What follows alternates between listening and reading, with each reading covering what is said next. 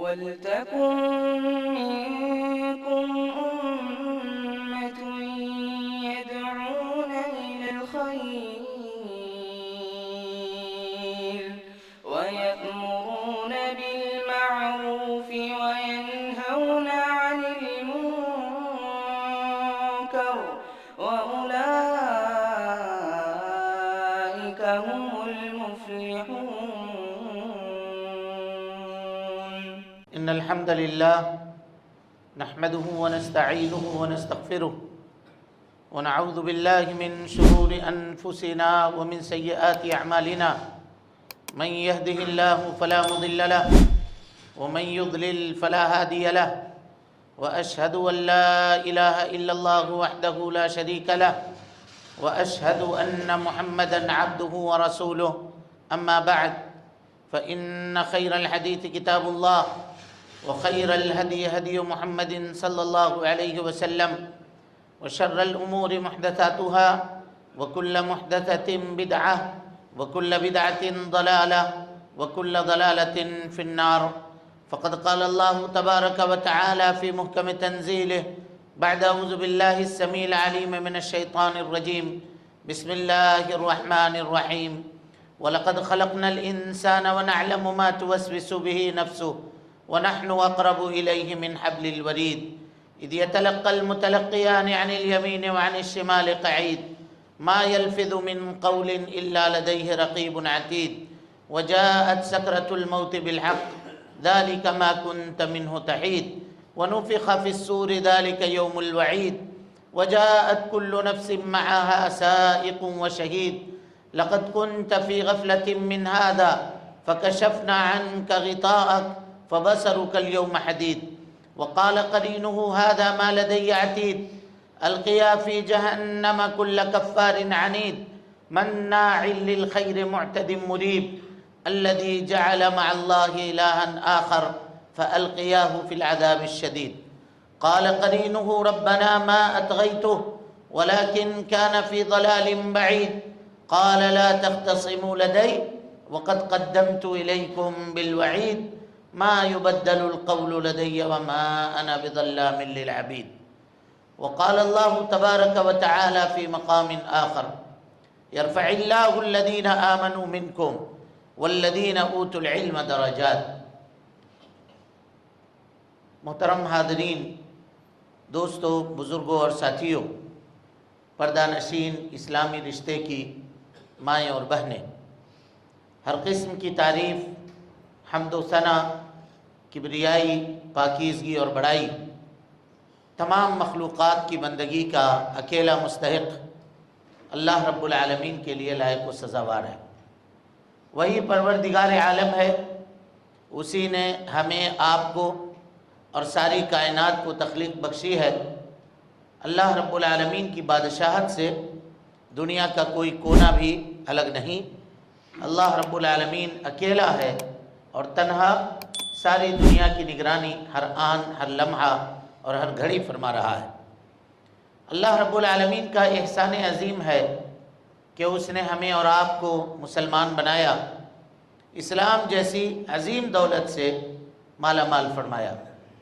اللہ رب العالمین نے اپنے پیغام کو، اپنی تعلیم کو ساری انسانیت کے لیے عام فرمایا ہے، اور اس کام کو پائے تکمیل تک پہنچانے کے لیے ہر دور میں انبیاء کرام کو دنیا کے اندر بھیجنے کا سلسلہ بھی جاری فرمایا تھا۔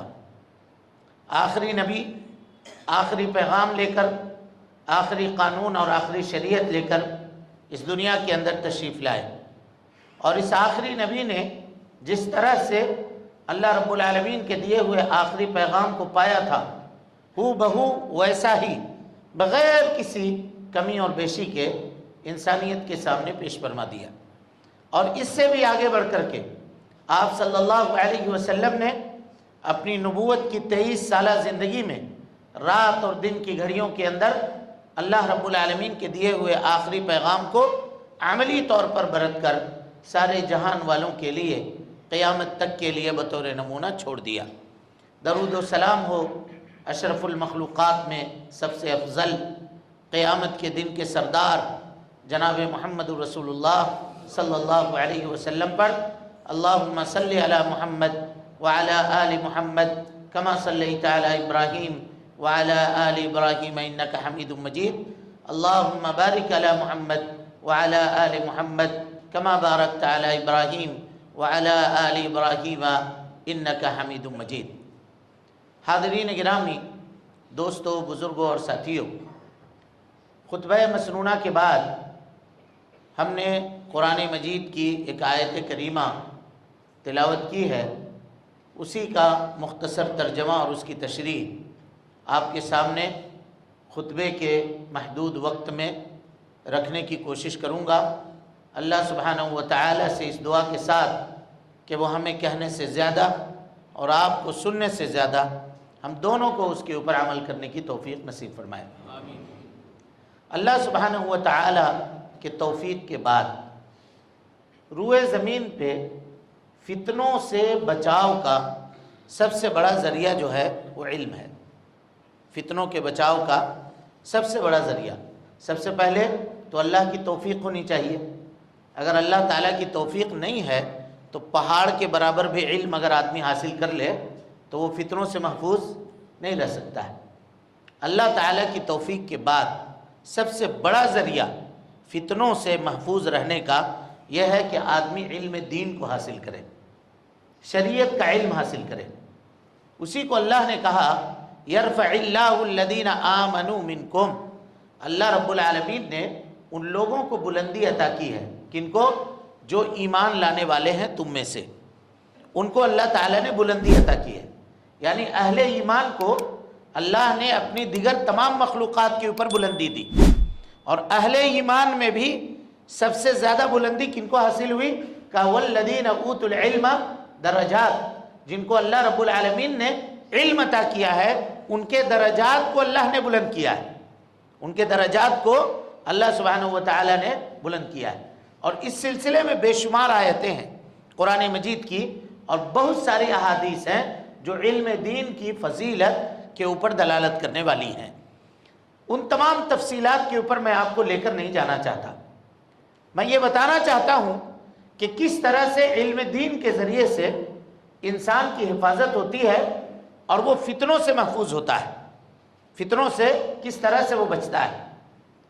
اللہ سبحانہ و تعالی نے اس شریعت کی سب سے مقدس کتاب، جس کو ہم اور آپ قرآن مجید کہتے ہیں، اس کے نزول کا آغاز جب اللہ تعالیٰ نے کیا تو کہا اقرأ بسم ربک الذی خلق۔ نزول کے اعتبار سے ذرا غور سے سمجھیے مقصد کو، کہ نزول کے اعتبار سے قرآن مجید کی سب سے پہلی آیت کیا ہے؟ اقرأ بسم ربک الذی خلق۔ اس میں کہا گیا کہ پڑھو، اور صرف پڑھو مطلب جو مل جائے وہ پڑھو نہیں۔ آج کل نوجوانوں کا معاملہ یا عام لوگوں کا معاملہ یہ ہے کہ جو کچھ مل رہا ہے اس کو پڑھو، یہ نہیں دیکھو کہ لکھنے والا کون ہے، بولنے والا کون ہے، بتانے والا کون ہے، بلکہ دنیا کا سب سے بڑا جھوٹ پھیلایا گیا آج کے اس دور میں، وہ کہا گیا کہ سب کا سنو، سب کا سنو، کسی سے پیچھے مت ہٹو، سب کا سنو، حق جو بات ہو قبول کر لو اور باطل جو ہو اس کو ترک کر دو، اس کو چھوڑ دو۔ یہ دنیا کا سب سے بڑا جھوٹ ہے۔ خذ ما صفا ودع ما قدر، عربی کا ایک لفظ ہے جس کو لوگ حدیث بنا کر کے پیش کرتے ہیں کہ جو اچھا لگے اس کو لے لو اور جو برا لگے اس کو کیا کرو؟ چھوڑ دو۔ یہ عربی کا ایک مقولہ ہے، کوئی حدیث نہیں ہے، کہ کوئی قرآن کی آیت نہیں ہے۔ لوگ اس کو اس طرح سے بیان کرتے ہیں جیسے سننے والا یہ سمجھتا ہے کہ یہ کوئی حدیث ہے۔ نتیجہ کیا ہوا؟ نتیجہ یہ ہوا کہ آدمی حاطب لیل ہو گیا۔ حاطب لیل کہتے ہیں رات کو لکڑی چننے والے کو۔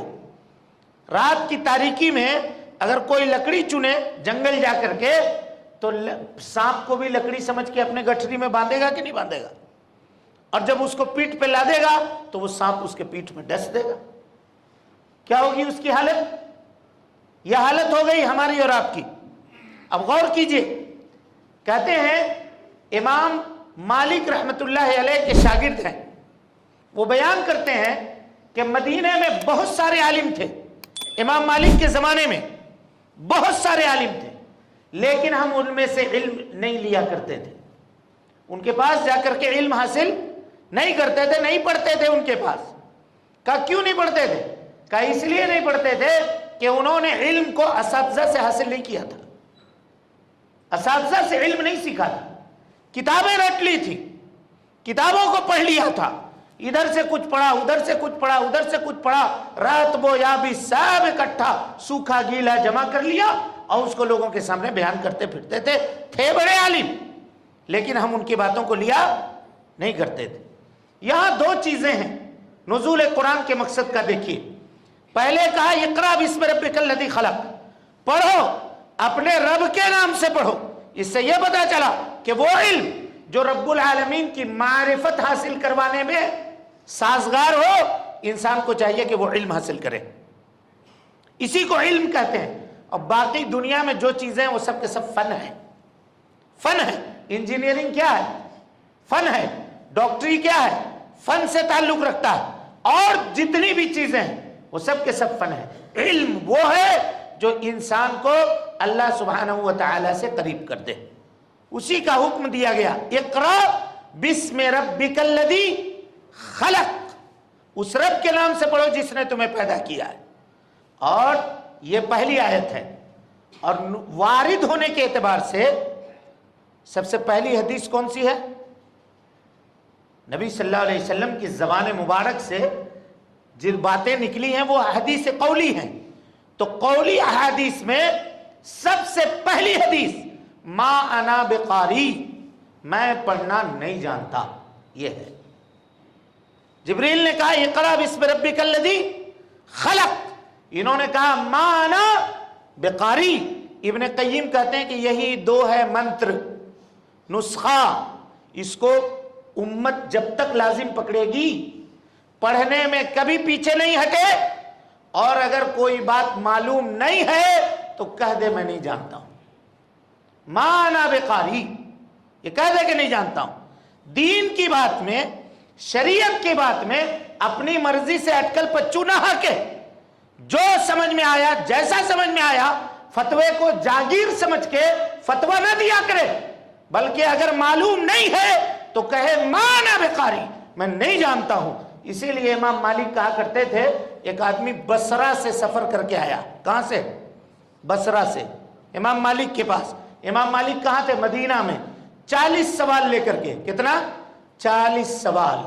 سوچئے سفر آج کے جیسا نہیں تھا کہ اے سی میں بیٹھ کر کے آپ گئے تو کپڑا بھی نہیں مڑتا ہے، آرام سے سفر کرتے ہیں، ہاں، سر کے بال تک پراگندہ نہیں ہوتے، اونٹوں کے اوپر اور پیدل چل کے لوگ سفر کیا کرتے تھے۔ وہ حالت تھی، بارش ہو رہی ہے تو بھیگنا پڑتا تھا، دھوپ ہے تو چلچلاتی دھوپ میں چل رہے ہیں، نہ کوئی سایہ ہے نہ کوئی گھر ہے، درخت کے نیچے اتر کر کے آرام کرتے تھے اور اس کے بعد سفر کرتے تھے۔ تھوڑا بہت نہ کہیں ہوٹل ہے نہ کھانے کی غذا ہے، جو ساتھ میں رکھے ہیں روٹی ہے تو سوکھ گئی ہے، اسی کو پانی میں بھگا کر کے کھا کر کے آگے نکل گئے۔ کہیں کوئی گھر ملا، کسی نے ایک آدھ لقمہ کھلا دیا تو کھلا دیا، اور نہیں تو پھر بھوکے پیٹ چل رہے ہیں اگر کچھ نہیں ہے تو۔ یہ حالت تھی۔ 40 سوال لے کر کے پہنچا، امام مالک سے جب پوچھا تو 30 پر 6 سوالوں پہ امام مالک نے کہا کہ مجھے پتہ نہیں ہے، مجھے نہیں معلوم۔ تو کیا امام مالک چھوٹے ہو گئے؟ بولیے بھائی، کیا آپ کا یہ کہہ سکتے ہیں کہ امام مالک کو علم نہیں تھا، یا آپ یہ کہہ سکتے ہیں کہ امام مالک جاہل تھے؟ آج ہمارا اور ہم اور آپ دین کو ایگو کا مسئلہ بناتے ہیں۔ ہم اگر کسی معاملے میں کہہ دیں لا ادری تو ہم سمجھتے ہیں کہ یہ ہماری توہین ہے۔ انسان کو چاہیے کہ اپنی توہین برداشت کر لے، لیکن اللہ کے دین میں اگر نہ جانتا ہے تو نہ بولے، چپ رہے، خاموش رہے، کیونکہ اللہ سبحانہ و تعالی نے جہاں کبیرہ گناہوں کی فہرست گنائی ہے، ان میں سے سب سے بڑا گناہ شرک کے بعد جو ذکر کیا وہ کہا وَأَن تَقُولُوا عَلَى اللَّهِ مَا لَا تَعْلَمُونَ، تم اللہ کے اوپر وہ بات کہو جو بات تمہیں معلوم نہیں ہے، جو تم کو پتا نہیں ہے، اللہ کے سلسلے میں وہ بات کہو۔ میرے بھائیوں، یہ باتیں اس وجہ سے آپ کے سامنے رکھ رہا ہوں کہ آج مدارس کے اہمیت کو گھٹایا گیا، استاذ کے سامنے بیٹھ کر کے علم لینا انسانوں کو اب پسند نہیں ہے۔ اور لوگ کہتے ہیں انٹرنیٹ میں تو سب موجود ہے، جا کر کے گوگل سرچ کریں گے ہم کو پتہ چل جائے گا، یوٹیوب پہ کسی کو سن لیں گے ہم کو سب مل جائے گا، لیکن وہ اخلاق کہاں سے لائیے گا جو استاذ اپنے شاگرد میں منتقل کرتا ہے؟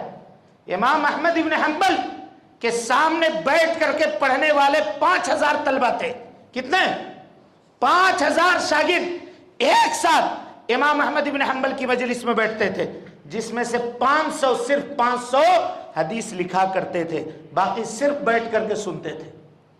تو لوگوں نے کہا کہ یہ باقی 4500 لوگ کیوں بیٹھے رہتے ہیں؟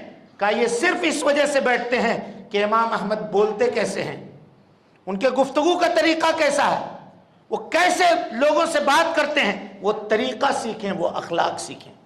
عبداللہ ابن مبارک کتنے بڑے محدث ہیں، غور کیجئے. ایک مرتبہ کوفہ جانے لگے، لوگوں نے کہا کہ کوفہ بصرہ عراق میں کیا ہے، جتنے علماء تھے سب کا علم تو آپ نے سیکھ لیا، حاصل کر لیا، اب کاہے کو جاتے ہیں؟ کہا علم سیکھ لیا ہے، علماء سے ابھی ادب سیکھنا باقی ہے، ادب سیکھنا باقی ہے. ادب کہاں سے آئے گا؟ زانو تلمذ عالم کے سامنے تہ کرنا پڑے گا، تب جا کر کے آپ کو ادب آئے گا. ایسے ہی چاہیے گا کہ ادھر سے کچھ اٹھا لیا ادھر سے کچھ اٹھا لیا تو آپ عمل تو کر سکتے ہیں لیکن ادب سے عاری ہوں گے، علم کی چاشنی سے اور علم کی برکت سے محروم ہوں گے. اللہ چاہتا تو آسمان سے کتاب گرا دیتا اور نبی کو کہتا کہ یہ پڑھ لیجئے. ہم پڑھنے کا طریقہ بتا دے رہے ہیں. جبریل کو کاہے بھیجا؟ سینے سے لگا کر کے دبایا کیوں جبریل امین پڑھ کر کے سناتے تھے اور نبی پڑھتے تھے؟ استاذ کی ضرورت ہے یا نہیں ہے؟ اور اس کے بعد جب مدرسوں کے قیام کی ضرورت پڑی تو دار ارقم ابن ارقم کے گھر میں نبی نے تعلیم دی یا نہیں دی؟ صفہ کے مدرسے میں نبی نے پڑھایا یا نہیں پڑھایا؟ ہے آپ کہہ دیتے کہ یہ کتاب ہے، یہ حدیث ہے، اس کو پڑھ لو، تم لوگ عربی جانتے ہو، سب تم لوگوں کو پتا ہے، اب بولنے کی کیا ضرورت ہے؟ اللہ اکبر. غور کیجیے، باوجود اس کے کہ جب امت کو ضرورت پڑی تو امت نے ام المومنین کے سامنے زانو تلمذ طے کیا. یہ نہیں سوچا کہ ایک خاتون ہے ہم ان کے سامنے جا کر کے پڑھیں گے، نہیں، ام المومنین کے سامنے جاتے تھے. اگر مسائل پھنستے تھے تو استاذ کی ضرورت ہے یا نہیں ہے؟ میرے بھائیوں ضرورت. اور یہ استاذ کی ضرورت اور اس کی کمی دو جگہوں سے پوری ہوتی ہے، ایک مساجد سے اور دوسری مدارس سے. کوشش کیجئے کہ اپنے آپ کو ان دو مکتب سے لگا کر کے رکھیے، جوڑ کر کے رکھیے. انشاءاللہ اللہ کی توفیق کے بعد کبھی گمراہ نہیں ہوں گے. کیوں؟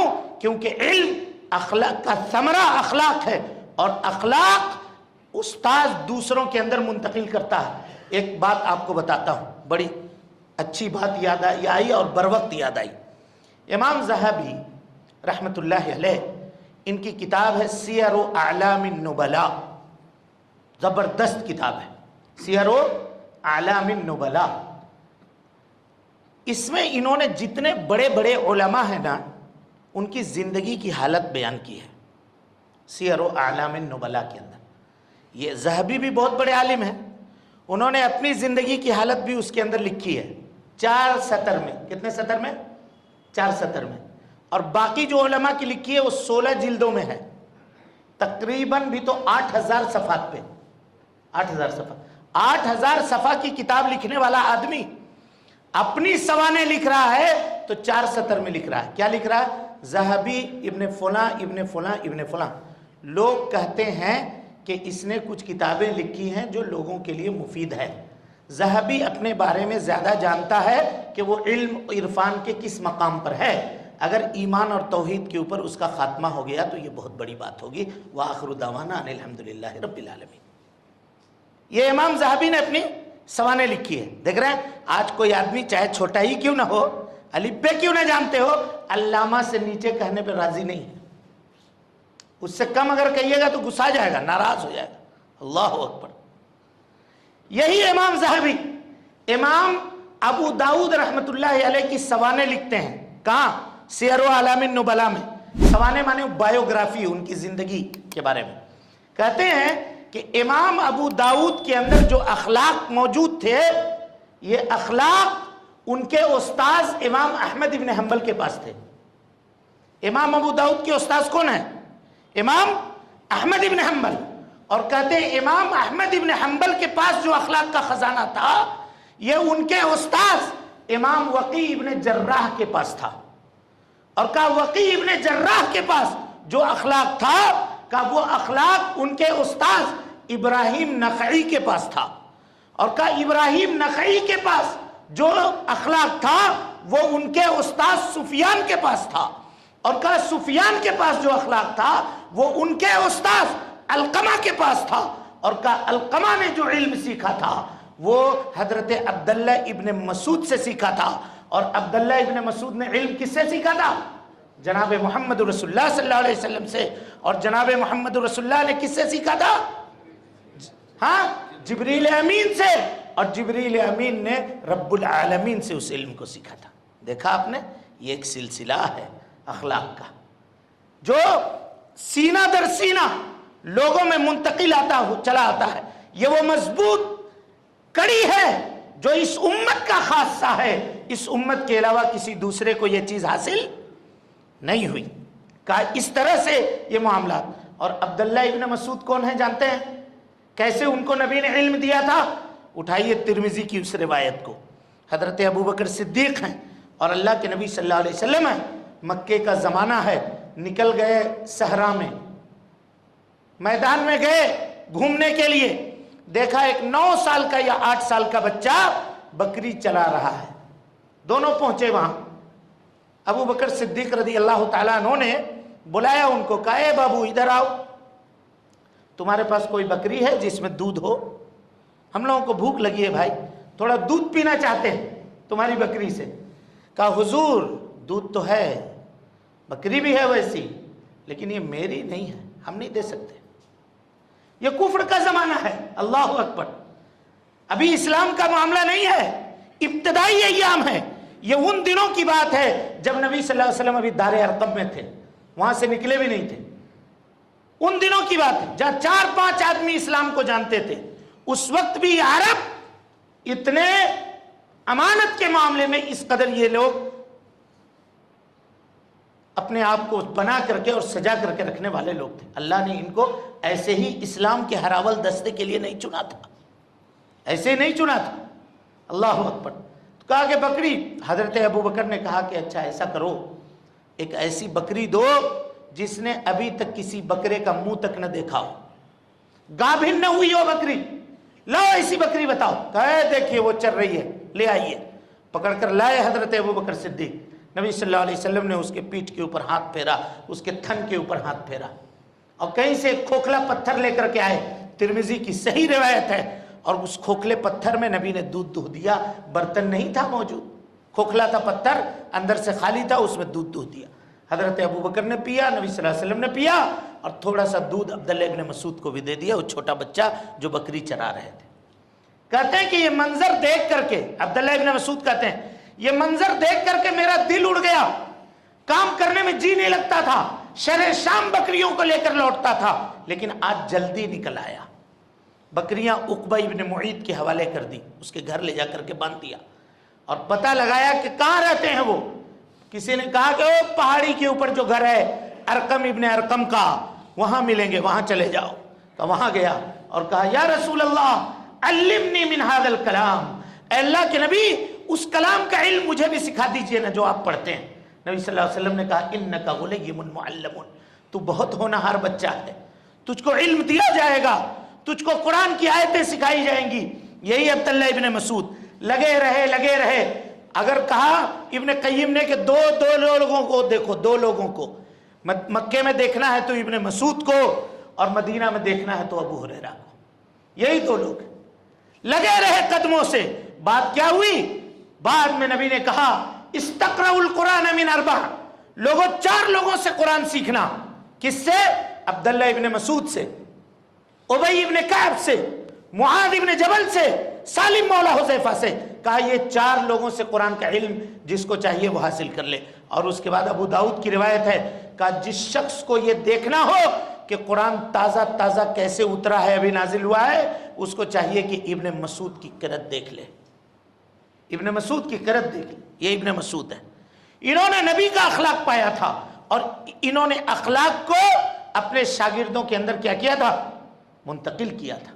میرے بھائیو، یہ استاذ ہوتا ہے جس کے سامنے بیٹھ کر کے آدمی علم حاصل کرتا ہے اور جس کے سامنے بیٹھ کر کے زانو تلمس طے کرتا ہے۔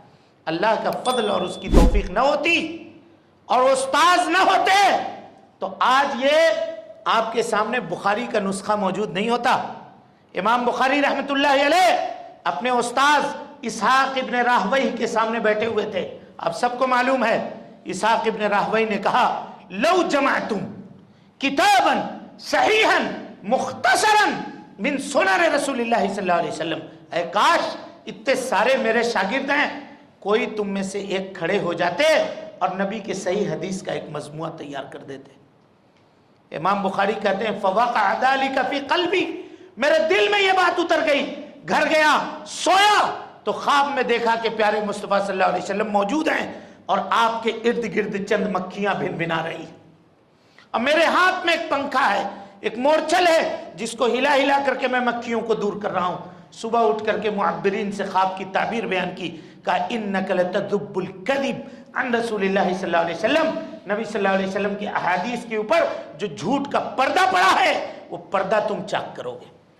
کہ بس اٹھایا قلم، ساز و سامان کو لیا اور 18 سال تک، اللہ اکبر، 18 سال تک سفر کرتا رہا۔ ان کے سفروں کی جو کلومیٹر لوگوں نے ناپی ہے میرے بھائیوں 16,000 کلومیٹر ہے۔ امام بخاری نے پاؤں کے اوپر سفر کیا ہے، چل چل کر کے، کہیں سواری ملی تو سوار ہو گئے، کشتی ملی تو بیٹھ گئے اور نہیں تو پیدل چلے۔ 16,000 کلومیٹر ہے کوئی؟ یہ کہاں سے؟ ایک استاذ کے اس جملے سے۔ آپ کو ایک اور بات بتاؤں اور پھر بات ختم کرتے ہیں۔ امام ذہبی جس کا ذکر ابھی ہوا آپ کے سامنے، امام ذہبی چھوٹے تھے، چھوٹے بچے تھے، ان کے ابا نے مسجد کے امام صاحب کے پاس لا کر کے ان کا داخلہ کروا دیا۔ کہا ہے کہ میرے بیٹے کو الف با تا ثا یہ سب لکھنا سکھا دیجئے۔ لکھتے تھے، الف با تختی کے اوپر لکھا کرتے تھے۔ ایک روز ان کے استاذ کو کیا سوجھی، انہوں نے کہا کہ ذہبی خطک یشبہ خط المحدثین، اے ذہبی تمہاری رائٹنگ تو محدثین کی رائٹنگ سے ملتی ہے، ایسا لکھتے ہو جیسے محدثین لکھتے ہیں۔ امام ذہبی کہتے ہیں فوقع ذلک فی قلبی، استاذ کی یہ بات میرے دل میں بیٹھ گئی کہ اب میں محدث ہی بنوں گا، اس کے علاوہ کوئی دوسرا نہیں۔ علم حاصل کیا، گھومتے رہے۔ آپ کو ایک ٹیکنیکل بات بتاتا ہوں، غور سے سنیے۔ حدیث سننے کا 2 طریقہ ہے۔ ایک طریقہ یہ ہے کہ استاذ بیان کرے، شاگرد سنے، جیسے ابھی میں بیان کر رہا ہوں آپ سن رہے ہیں، سمجھ رہے ہیں؟ یہ ایک طریقہ ہے۔ دوسرا طریقہ یہ ہے کہ شاگرد پڑھے، استاد سنے اور سن کر کے کہے ہاں ہاں نام نام نام، یہ کہنا پڑے گا۔ یعنی استاذ بیٹھے ہوئے ہیں، شاگرد حدیث پڑھ رہے ہیں، اب پڑھ کر کے نکل گیا، انہوں نے نام نہیں کہا تو وہ حدیث کینسل ہو جائے گی، اس کی روایت آپ نہیں کر سکتے، سمجھ رہے ہیں؟ یہ ضابطہ ہے محدثین کا۔ کہیں استاد سو گیا، اوپر کے غلط سلط نکل گیا تو، اسی لیے ہر حدیث کے ختم ہونے کے بعد استاد کو کہنا پڑے گا ہوں ہاں نام، ٹھیک ہے آگے چلو آگے بڑھو، یہ کہتے رہنا پڑے گا تاکہ لوگوں کو پتہ چلے کہ استاد جاگا ہوا ہے، سویا نہیں ہے۔ یہ قاعدہ تمام محدثین پر ہے سوائے امام ذہبی کے۔ ذہبی اگر سو بھی رہے ہوں اور ان کے سامنے کوئی شاگرد بیٹھ کر کے حدیث میں غلطی کر دے تو اس کی نیند ٹوٹ جائے گی، اس کی نیند ٹوٹ جائے گی۔ خون میں اس کے حدیث دوڑتا تھا، اس کے حدیث خون میں دوڑا کرتا تھا۔ یہ امام ذہبی رحمۃ اللہ علیہ۔ اچھی بات، حافظ ابن حجر کو تو جانتے ہیں آپ لوگ، فتح الباری کے مصنف، صحیح بخاری کی جنہوں نے شرح کی ہے، کتنے بڑے عالم ہیں حافظ ابن حجر العسقلانی رحمۃ اللہ علیہ، جبل العلم۔ امام ابن تیمیہ رحمۃ اللہ علیہ سے پہلے کے یہ ہیں، جبل العلم ہیں، علم کے پہاڑ ہیں حافظ ابن حجر العسقلانی رحمۃ اللہ علیہ۔ اللہ اکبر۔ مکہ گئے، طواف کیا حج کے دوران، اور زمزم کے کنویں کے پاس پہنچے اور زمزم کا پانی پیا۔ یہ قبولیت دعا کا وقت ہے، اور دونوں ہاتھ اٹھا کر کے کہا اے اللہ مجھ کو ذہبی کی طرح عالم بنا دے، ذہبی کا علم چاہتا ہوں رب العالمین۔ خود کتنے بڑے عالم ہیں سوچی، اس کے باوجود کہہ رہے ہیں کہ اللہ مجھ کو ذہبی کا علم چاہیے، جو علم تو نے امام ذہبی کو دیا ہے اے اللہ وہ علم تو مجھے بھی عطا کر دے۔ سوچیے آپ، یہ ایک استاذ کا کمال تھا، انہوں نے ذہبی کو کیا کہہ دیا کہ تمہاری رائٹنگ محدثین کی رائٹنگ سے ملتی ہے، دنیا نے کتنا بڑا عالم پایا اس کے ذریعے سے۔ میرے بھائیوں، کہنے کا مطلب اور مقصد یہ ہے کہ علماء سے اپنے آپ کو جوڑیے، اساتذہ سے اپنے آپ کو جوڑیے، اپنا ربط علماء سے رکھیے۔ یہ انٹرنیٹ وغیرہ کے اندر ہر طرح کی رطب و یابس چیزیں دنیا کے اندر پھیلائی جا رہی ہیں، اس کے پیچھے پڑنے کی ضرورت نہیں ہے۔ اپنے مسلک کو سمجھیے، اپنے منہج کو سمجھیے، اپنے دین کو سمجھیے۔ فتنہ دنیا میں بپا ہے، اور اس سے بڑے بڑے فتنے اب منتظر اور رونما ہونے والے ہیں۔ وہ لوگ جو صحابہ کو گالی دیتے ہیں، وہ لوگ جو صحابہ کو برا بھلا کہتے ہیں، وہ لوگ جو ابو بکر و عمر رضی اللہ عنہم اجمعین کو کافر کہتے ہیں، وہ ہم کو اور آپ کو مسلمان نہیں کہہ سکتے۔ ہم کو اور آپ کسی فریب میں مت جائیے، کسی دھوکے میں مت پڑیے، علم سیکھیے، علم جانیے۔ جو ابو بکر و عمر کو گالی دیتا ہو وہ کبھی ہمارا اپنا نہیں ہو سکتا ہے، وہ کبھی ہمارا نہیں ہو سکتا۔ ہاں، اللہ تعالیٰ کبھی کبھی ظالم کو ظالم سے بھڑاتا ہے تاکہ دونوں اپنے کرتوت کا مزہ چکھیں۔ عراق کے اندر لاکھوں سنی مسلمانوں کو قتل کرنے والا کون تھا؟ سیریا میں ہزاروں خواتین کی عصمت دری کرنے والے کس ملک کی فوج تھی؟ کہاں کے لوگ تھے؟ وہ ظلم جو یہود و نصارہ نے نہیں ڈھایا، وہ ظلم ان قرامتہ نے اور ان رافضیوں نے ڈھایا ہے۔ خانہ کعبہ سے حجر اسود کو چرانے والے کون تھے؟ خانہ کعبہ پہ مہدی کا نعرہ لگا کر کے 15 دنوں تک خانہ کعبہ میں جماعت اور جمعہ سے روکنے والے لوگ کون تھے؟ آج دو چار پھسپھسی چیزیں ڈال کر کے آپ امت کی ہمدردی حاصل کرنا چاہتے ہیں، اور انٹرنیٹ پہ چند ایسے علماء سو، اب باطل علماء ہیں جو سنی نوجوانوں کے دماغ کو پھیرنا چاہتے ہیں اور کہہ رہے ہیں کہ ہمارا اکثر یہی ہے۔ آپ ایک فیصلہ کیجئے کہ آپ ابو بکر و عمر کے ساتھ ہیں یا ان کے گالی دینے والوں کے ساتھ ہیں۔ قسم اللہ کی پوری دنیا قدموں پہ رکھ دی جائے اور یہ کہا جائے کہ ابو بکر نبی تو دور کی بات، ابو بکر و عمر کے تلوے میں ایک کانٹا چبھا دو، میں اپنی جان دے دوں گا لیکن یہ بات نہیں کروں گا۔ یہ ایک سنی مسلمان کی بات ہوتی ہے، یہ اس کی بات ہوتی ہے۔ لہذا ہم اس کے سپورٹ کر رہے ہیں، ہم اس کو سپورٹ کر رہے ہیں، ہم اس کو کمنٹ کر رہے ہیں، ہم اس کو کمنٹ کر رہے ہیں۔ ہر چیز میں رائے دینا ضروری ہے، ہر چیز میں بولنا ضروری ہے۔ خاموش رہا کیجئے، نہ بولیے، چپ رہیے، محفوظ رہیے گا، علماء کے پیچھے رہیے۔ کیا کہہ رہے ہیں علماء وہ دیکھیے، کیا باتیں ہو رہی ہیں اس کو سمجھنے کی کوشش کیجئے۔ ہاں، کیسی فتنے کا معاملہ آ گیا کہ انسان حق اور باطل کے درمیان تمیز تک نہیں کر سک رہا ہے۔ اب ذرا بتائیے نا، دو چار چیزوں کو ڈال کر کے جب پورے نوجوان اس کے طرف بھاگ رہے ہیں، تو کل جب دجال نکلے گا اور ساتھ میں جنت و جہنم لیے رہے گا تو کون بچے گا بھائی ہم میں سے؟ کون بچے گا؟ انجام تو وہی ہونا ہے۔ پیارے مصطفیٰ نے کہا تھا کہ قرب قیامت میں 50,000 بلکہ ایک روایت میں 70,000 یہودی اصفہان سے نکل کر کے دجال کے ساتھ ہو جائیں گے۔ یہ حقیقت ہے، یہ حقیقت ہے۔ یہ بات کیوں نہیں نظر آتی؟ آپ اس کو کیوں نہیں سمجھتے؟ انجام یہی ہونا ہے جو اللہ کے نبی نے کہا ہے۔ یہ صرف دکھاوے کے چھلاوے کی چیزیں ہیں، اس سے کسی کا بھلا نہیں ہو سکتا، اور اس کے پیچھے پڑ کر کے ہم کو کچھ حاصل بھی نہیں ہو سکتا۔ ہم اللہ کی عبادت کریں اور جو امن و سکون ہمیں حاصل ہے اس کو غنیمت جانیں۔ اللہ تعالیٰ نے جس فتنے سے ہمیں بچا کے رکھا ہے، ہم یہ اللہ سے دعا کریں کہ اللہ اس فتنے سے ہم کو بچا کے رکھے۔ کیوں زبردستی ہم اس میں اپنا ہاتھ ڈال کر کے اپنی زبان آلودہ کر رہے ہیں یا اپنا خون نہ کردہ گناہوں کے آلودہ کر رہے ہیں؟ دعا کریں کہ اللہ تعالی ہم سب کو، ہم سب کے آل و اولاد کو فتنہ و فساد کے شر سے پورے طور پر محفوظ کر دے۔ اے اللہ امت مسلمہ کی حفاظت فرما لے۔ اے اللہ رب العالمین ہر قسم کے شر سے، فساد سے نوجوانوں کو اے اللہ محفوظ کر دے۔ اے اللہ رب العالمین امت پہ اس وقت کٹھن گھڑی ہے، اے اللہ تو مدد فرما دے۔ اے اللہ ہم سب کا حامی و ناصر ہو جا۔ اے اللہ رب العالمین حالات بدل رہے ہیں، اے اللہ اس میں تو ہوش کے ناخن لینے کی توفیق دے۔ اے اللہ ہم سب کے اوپر اپنی رحمت کی چادر عام فرما دے۔ اے اللہ حسن خاتمہ نصیب فرما۔